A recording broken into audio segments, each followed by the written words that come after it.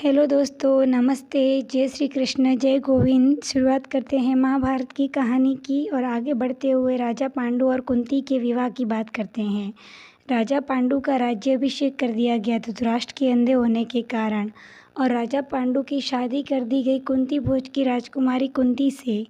राजकुमारी कुंती ने एक बार महर्षि दुर्वासा मुनि की सेवा की थी, तो दुर्वासा मुनि ने सेवा से प्रसन्न होकर उन्हें वरदान दिया था कि वे जिस भी देवता का आह्वान करेंगी वे आएंगे और उन्हें मनचाहा वरदान देंगे। राजा पांडु और कुंती का विवाह हो गया।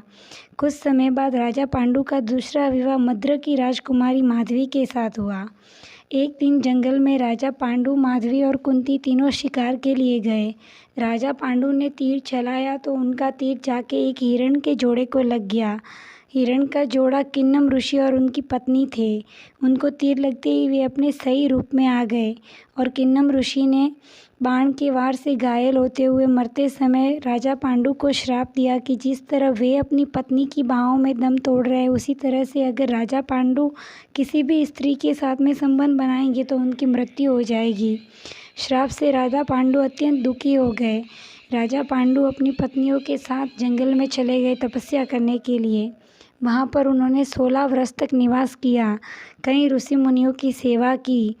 एक दिन राजा पांडु को ज्ञात हुआ कि कुंती को वरदान प्राप्त है। तभी राजा पांडु ने कुंती से कहा कि तुम अपने वरदानों का इस्तेमाल करो और देवताओं का आह्वान करो जिससे कि हमें पुत्र की प्राप्ति हो। राजा पांडु के कहने पर कुंती ने सबसे पहले धर्मराज का आह्वान किया, जिन्होंने उन्हें युधिष्ठिर दिया।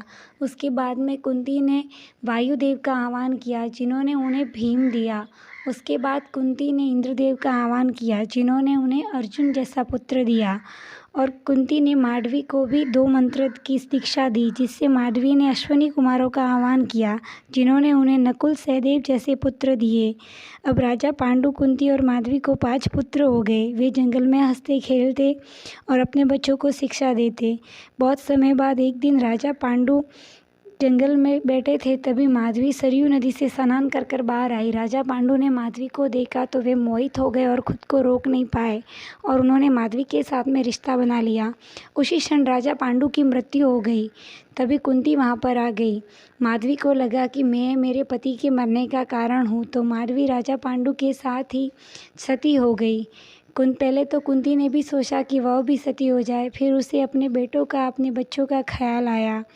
कुंती अपने 5 बच्चों के साथ हस्तिनापुर चली गई। दोस्तों, हमारा जानकारी वीडियो अच्छा लगा हो तो चैनल को सब्सक्राइब और वीडियो को लाइक करना ना भूलें। ये 5 पांडव जो थे वो देवताओं के पुत्र थे, देवताओं के अंश से